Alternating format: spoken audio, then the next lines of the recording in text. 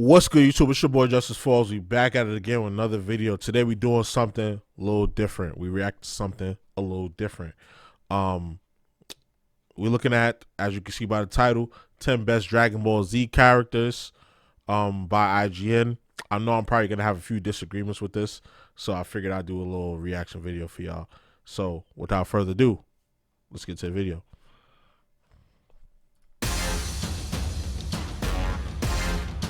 Okay, got the music going. Even decades after its original run, Dragon Ball Z remains one of the most popular anime series ever released. Who doesn't love watching colorful, Indeed. muscular heroes battling it out with the fate of the entire world at stake? Even as the franchise continues to grow thanks to Dragon Ball Super and the upcoming sequel movie, Dragon Ball Super Super Hero, we feel now is a great time to celebrate DBZ and its most iconic I still haven't heroes and seen this. I villains. gotta watch this. Let's count down the 10 best characters from the show's long run, from Frieza to Vegeta to Goku. Frieza. Note this list only covers Dragon Ball Z, not the original Dragon Ball GT, or Dragon Ball Super. Yeah, they had to make that clear because you know some people was gonna bug out over that. Like, why don't you add Omega Shenron and all those other people? Like, why don't you add Baby? Like, because they're not doing GT, they're not doing Super, and they're not doing the original Dragon Ball. It's literally just Dragon Ball Z.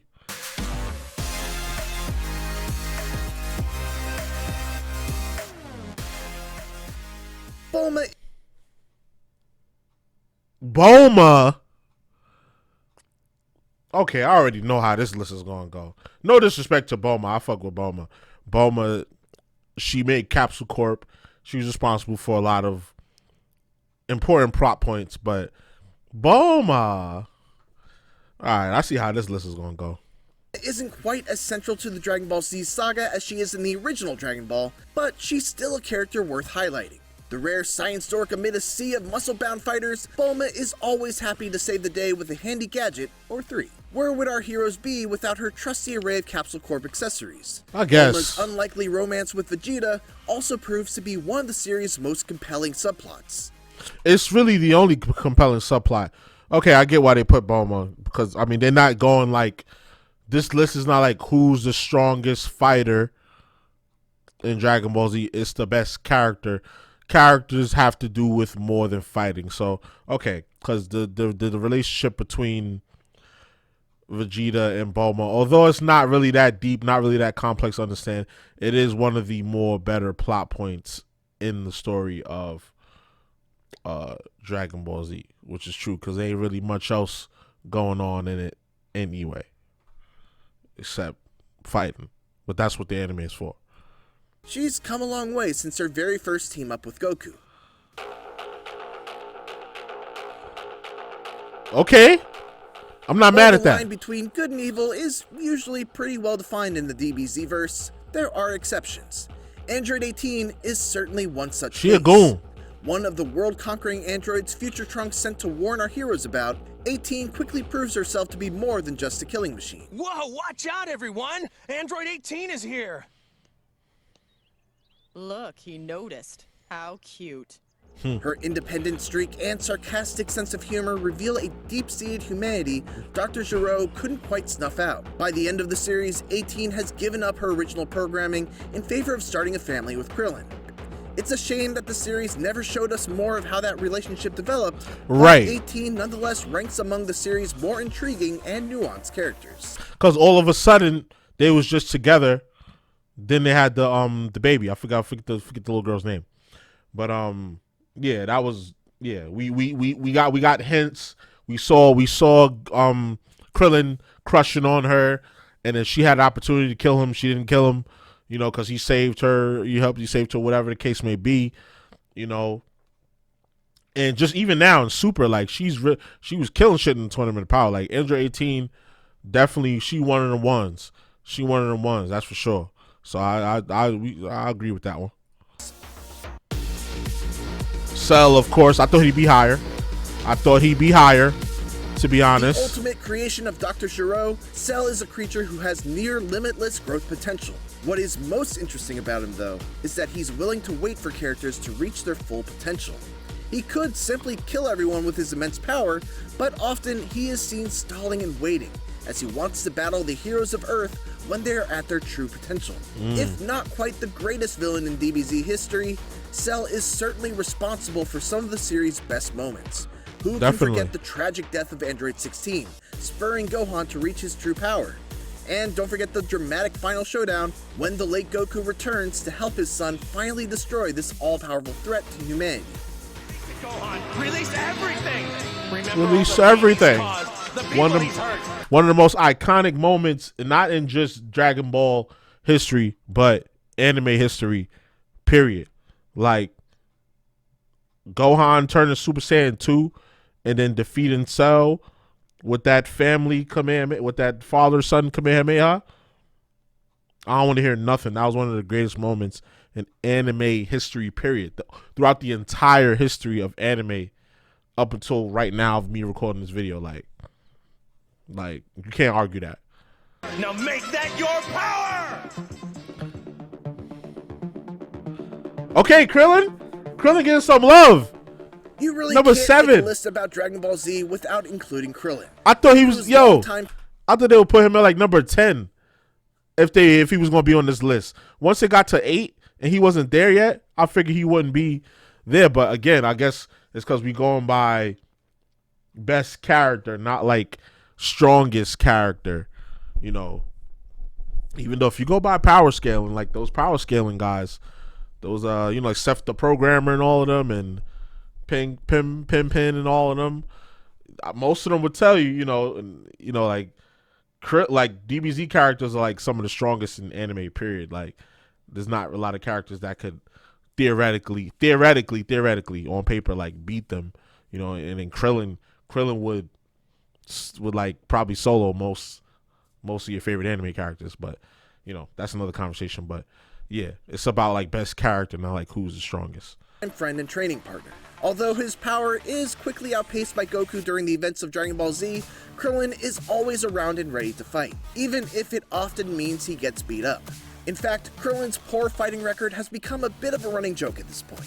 The most memorable of his many deaths occurs at the hands of Frieza, something Krillin himself has never forgotten. However, it was not entirely in vain, as his death served to spark the initial Super Saiyan transformation in Goku. Help me! Blew his ass up. Damn. And mind you, this is one of the weaker characters, one of the weaker fighters out of, the Dragon Ball lore. So him being able to beat a lot of other different anime characters is kind of crazy. He may never be the strongest or the most alive, but Krillin is always there for his friends, and that's what makes him number 7 on our list. Trunks, okay. I'll accept that. Trunks is unique among the DBZ fighters in that he appears in 2 completely different forms over the course of the series. We first meet Trunks early in the Cell Saga, as a battle-hardened teen warrior from the future with a dire message. Trunks makes quite the first impression, handily dispatching both Mecha Frieza and King Cold with a few lightning-quick sword slashes. Yeah, he violated. He violated. And he continues to gain new layers Frieza over the course of that storyline and the tie-in movie, The History of Trunks. Later, fans meet the younger version of Trunks, a boy no longer burdened by growing up in a hellish world of evil androids. Along with his BFF Goten, Trunks is the source for endless comedic relief during the Buu Saga. Whichever version you prefer, he's a worthy addition to the series cast. I like that. Trunks at 6. Okay, Piccolo at 5. So we're probably gonna do Piccolo, Vegeta. Piccolo did quite the 180 over the course of DBZ. It's like easy Chi-Chi to forget and he was the Goku? main villain in the final story arc of the original Dragon Ball. Piccolo slowly morphs from Goku's mortal enemy to reluctant ally to outright friend over the course of the series. Whatever the differences the two warriors might have had, Piccolo is redeemed after taking a strong interest in young Gohan, helping nurturing the pupil's immense hidden power. Piccolo is also notable for being the one non-Saiyan character who can keep up with the likes of Goku and Vegeta, thanks AKA Gohan's real dad. mainly to his habit If you know, you know. of fusing with fellow Namekians like Nail and Kami. Gohan, yes sir. Yeah, I forgot Gohan. Goku's older son Gohan could potentially be the strongest fighter in the series. Sadly, that potential is never fully realized, as he would rather... I mean, recently after the superhero movie, I mean, Toriyama himself, the creator, said it. He said that Gohan is now the strongest, you know, and I don't care what y'all have to say. If I created it and I say this person is stronger, then they're stronger. There's nothing you can say. Any argument you made is now null and void. Because even if you get into like those power scaling guys I was mentioning before, like Seth the Programmer, Pin and all them guys, even they concede to what the author has to say. Because it always gets down to, okay, based on these feats, based on these calculations, based on this fight with this person, and based off what the data books say, and based off what the author says. Usually you don't get a lot about what the author says because a lot of authors like to leave it up for interpretation. But if the author blatantly says out of his mouth that, okay, now with this transformation and this storyline and these feats, you even got to add the feats in there. Now with this storyline and this transformation, this character's not the strongest. You got to just kind of just pack it up. Your whole argument is now packed up because you can't go against what the creator said. I mean, you can, but you'd be wrong. You know, you feel what I'm saying? That's like me going to work, me going to your job, and telling you don't deserve to work there anymore. And I don't work for you. I don't run your business or nothing like that. That's like me walking into your business and telling you you don't deserve to work here anymore because this. End of the day, it's my business. I can do whatever the fuck I want. So if I say I deserve to work here, I say I deserve to work here. See what I'm saying? Y'all be going a little bit too overboard with this stuff. Like, rather live his life as a pacifist, only fighting in times of true need. Even with that mentality, though, Gohan has been involved in some of the largest and most memorable moments of the entire franchise. That's for we sure. are teased throughout the series that his inner potential is greater than anyone's, and we see an example of this when he becomes the first Super Saiyan 2 in order to defeat Cell. He definitely was the first to go Super Saiyan 2. People forgot about that. Gohan was definitely the first to go Super Saiyan 2. Now you could argue like there's multiple forms of Super Saiyan. Like there's like ascended super, like it's a whole lore deep inside of it. Like there's like ascended Super Saiyan, there's like buffed Super Saiyan, there's like anger Super Saiyan, like anger amped Super Saiyan, you know. But Gohan was the first to officially go Super Saiyan 2, like an ascended Super Saiyan, like, you know, times 2, like, you know what I'm saying? No, an ascended Super Saiyan, you know, or an ascended Saiyan times 2. Is further unlocked during the Buu Saga when he gains the ability to go into an ultimate form, totally separate from his Saiyan forms. Perhaps he never truly eclipses his father in terms of power, but in many ways, Gohan is the true heart and soul of DBZ. Indeed. Frieza, you had to put Frieza in there. Did I say Frieza earlier? I probably didn't say Frieza earlier. He may not be anywhere near the most powerful villain by the series end. I said Goku, Vegeta, Piccolo, and then I said like Chi-Chi or something like that. I'm bugging. So take out Chi-Chi, put Gohan, and then now you got Frieza. But Frieza's capacity for evil is unrivaled. Frieza and the rest of his family rule over a massive space empire, and they clearly prefer to do it with an iron fist. Even before meeting Goku, we learned Frieza has destroyed countless worlds, killed millions of people, and was responsible for the destruction of planet Vegeta, the homeworld of the Saiyans.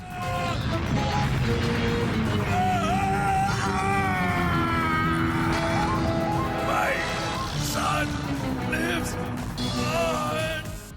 Once we do meet him in the series, his evil ways are further displayed as he kills and tortures the people of Namek to obtain the Dragon Ball.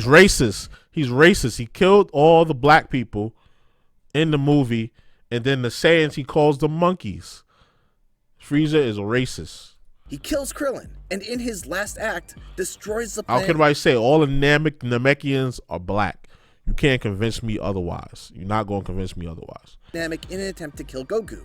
Years, no decades after his original debut, there has still been no villain who can match Frieza's ruthless, evil ways. And for this reason, he makes it to number 3 on our list.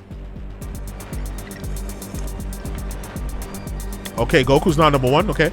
Okay, they probably put Vegeta first. Goku is the main character of the Dragon Ball saga, and it only makes sense he'd rank very high on this list as one of the most recognizable anime characters of all time. Time and time again, Goku proves himself to be the hero his adoptive home planet needs. He always digs deep and finds a new reservoir of strength or a new level of Super Saiyanhood to overcome the mightiest opponents the universe has to offer. No one, not Frieza, Broly, or Boo, can truly defeat the ultimate Saiyan warrior. Goku is also fundamentally a good guy. He wants nothing more than to train hard, prove his mettle, and come home to a good meal. Maybe. Yeah. I mean, but Goku detractors will say that he hasn't beaten anybody other than Frieza, because if you look at, he didn't defeat Cell. He helped Gohan defeat Cell. Even if you go to Super, he didn't defeat Jiren on his own. They had to do the Power Rangers attack to defeat him. He doesn't like, the adult Goku doesn't really have a lot of like solo defeats, like, but I mean, that's the whole point of the show. It's like the Z Fighters, the group, you know, they were the ones to defeat characters, and you could argue that Gohan didn't beat him by himself too, because he had already fought a bunch of people and all that stuff, you know what I'm saying? So it's like, really it's like the Z Fighters versus most of the enemies in the show, you know, and somebody at the end is the hero and gets to shine and have their moment to actually defeat the character.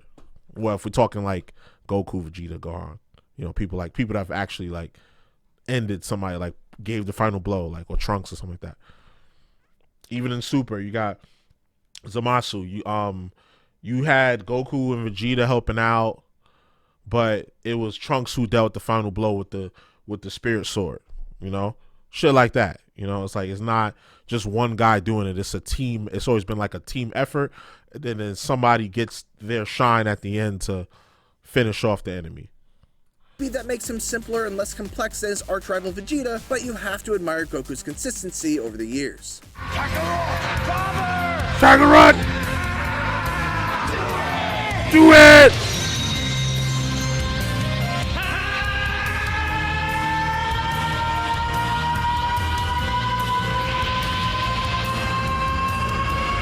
Which one is this? Kid Buu? Yeah, Kid Buu. Yeah, like I remember that. Yeah, I remember that Spirit Bomb specifically. But yeah, you knew Vegeta was gonna be one. Once it got to like 3, 2, and 1, you already knew Vegeta was gonna be number one, because Vegeta's like the most interesting, fleshed out main character that we have in DBZ, and he's like loved by the fans. Toriyama hates him. He keeps making him lose, keep making him take 10 steps forward and 20 and 15 steps back. But you know, Vegeta is that dude. Vegeta, he has ultimate pride in his people, in himself and in his people. Like, he is a prince. You know, he treats himself that way. He doesn't let anybody around him sell themselves short. You know, and he doesn't let himself sell short, and he will fight to the end. But at the same time, he knows when he's defeated, and he knows, like, yo, there's been plenty of times he done told Goku, like, yo, I put the pride of the Saiyans all on you. Like, it's on you. You know, he knows when it's his time to bow out and let somebody else take the center stage, and he knows when, you know, he's outmatched, and that takes a lot of humility, and it takes a strong warrior to understand that.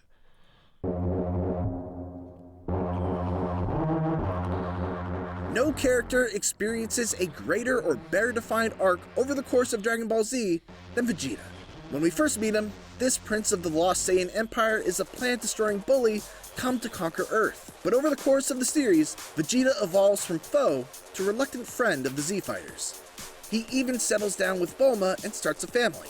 But Definitely even when did. he turns over a new leaf, Vegeta has a habit of putting his rivalry with Goku ahead of the planet's best interests. Vegeta is the series' greatest character because he's also the most fascinating.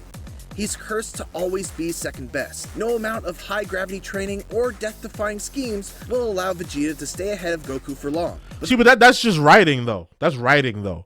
Like, there's nothing that deliberately makes him the second best. Like, he's literally as strong as anybody. Like, anytime Goku reached a new level, he reached a similar level.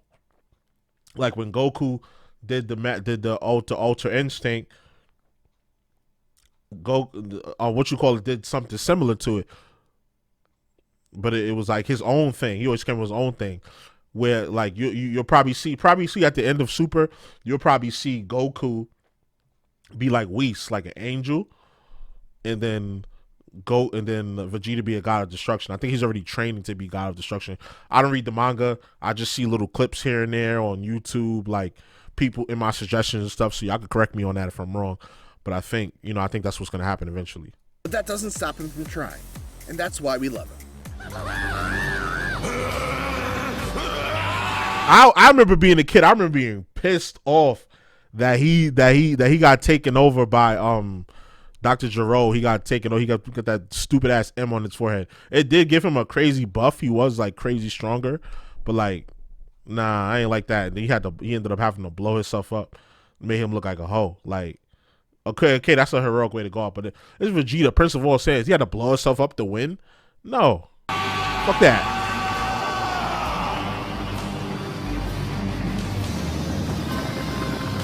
And he had the best theme. You can't tell me that Vegeta theme wasn't hard. Number one choice make you want to go Super Saiyan? Sound off in the comments below. And for everything else, keep it here on IGN.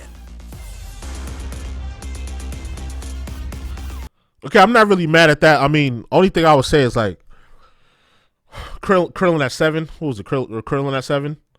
Yeah, that's the only thing I disagree with. You move Krillin back. Move the other two, Cell and even Cell and 18 definitely need to go before him. He should have been 9th. And then you could leave Bulma at 10 because she did have a lot to do with a lot of the plot and a lot of the plot advancement and character development throughout Dragon Ball Z. But that was cool. Let me see if somebody in the comments put it in order so I could go over it. But yeah, they did. Here we go. You got Vegeta, Future Trunks, Gohan, Goku, Piccolo. Okay, that's his top 5. Okay, Trunks definitely top 5. He was 6 actually. Vegeta beats Goku yet again. Vegeta's number 1. Yeah, I mean Vegeta got that hardcore fan base, man.